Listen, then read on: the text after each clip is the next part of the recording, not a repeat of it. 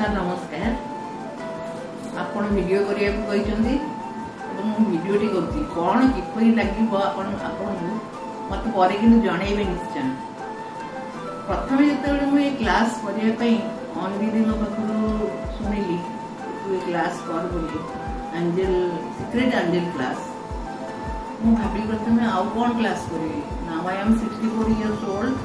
ମୁଁ ଗୋଟେ ହାତ ବଢ଼େଇଲିଣି ଅଲରେଡ଼ି ଉପରକୁ ଯିବା ପାଇଁ। ଆଉ କ୍ଲାସ୍ କ'ଣ କରିବି, ମୋତେ ରିଟାୟାର୍ଡ ପର୍ସନ୍, କିନ୍ତୁ କର ମୋତେ ଭଲ ଲାଗିବ। ତେଣୁ ସେଇଦିନ ମୋ ସାର୍ଙ୍କ ସାଙ୍ଗରେ ଇଭିନିଂରେ ମୁଁ କରିବି ବୋଲି ମନସ୍ଥ କରିଥିଲି ଏବଂ ସାର୍ଙ୍କ ସାଙ୍ଗରେ ମଧ୍ୟ ମୁଁ କଥା ହେଇଥିଲି। ସାର୍ କହିଲେ, ପଚାରିଥିଲେ ମୋର ପରିଚୟ ପଚାରିଲେ, କ'ଣ କରୁଛନ୍ତି ପଚାରିଲେ, ଏବଂ ମୁଁ ଏଇ କଥା ମଧ୍ୟ ପୁଣି ରିପିଟ୍ କରିଥିଲି, ସାର୍ ମୁଁ ତ ଗୋଟେ ହାତ ଅଲରେଡ଼ି ବଢ଼େଇ ସାରିଲିଣି ଉପରକୁ, ଆପଣ ନେକ୍ସଟ କ'ଣ କରିବି ଆଉ କ୍ଲାସ୍। ସାର୍ କହିଲେ ଆପଣ ପ୍ରଥମେ ନେଗେଟିଭ୍ ଜିନିଷଟାକୁ କାହିଁକି ମୁଣ୍ଡରେ ପକାଉଛନ୍ତି, ନେଗେଟିଭିଟି ହଟାନ୍ତୁ, ପଜିଟିଭିଟି ଆଣନ୍ତୁ, ପଜିଟିଭ୍ ହୁଅନ୍ତୁ, ଦେଖିବେ ବହୁତ ଭଲ ଲାଗିବ। ତେଣୁ ମୁଁ ଏ କ୍ଲାସ୍ ପ୍ରଥମେ ଯେତେବେଳେ ଆରମ୍ଭ କଲି, ଆଉ ଗୋଟାଏ ପରେ ଗୋଟାଏ କ୍ଲାସ୍ ଆରମ୍ଭ କଲା ପରେ ଏତେ ଇଣ୍ଟରେଷ୍ଟିଂ ଲାଗିଲା।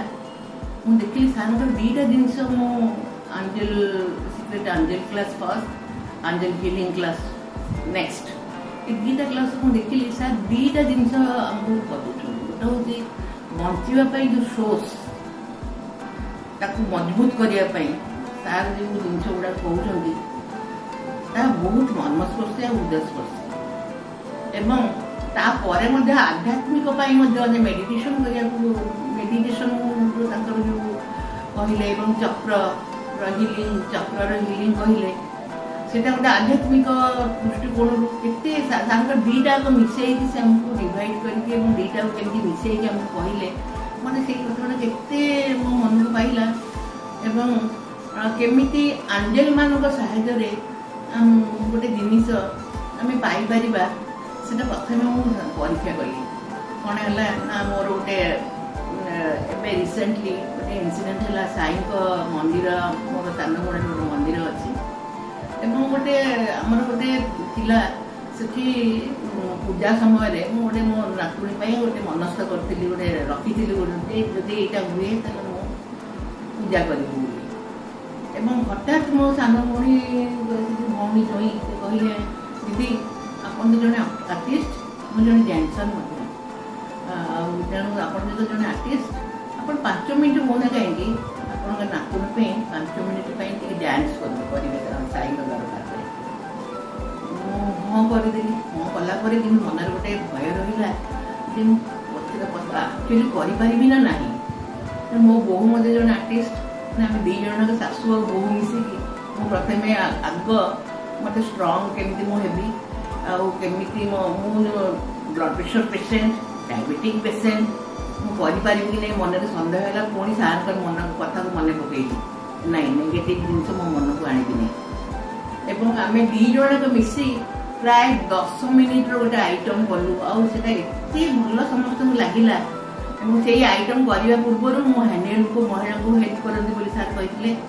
ମୁଁ ସିକ୍ରେଟ୍ ଆଞ୍ଜେଲ ହାନିଏଲ ଆଉ ମାଇକେଲଙ୍କୁ ମାନେ ସାହାଯ୍ୟ ମାଗିଥିଲି ଯେ ମୋତେ ଷ୍ଟ୍ରଙ୍ଗ କରନ୍ତୁ, ଆଉ ମୁଁ ଯେମିତି ଏଇ ଜିନିଷ ଠିକ୍ ଭାବରେ କରିପାରେ।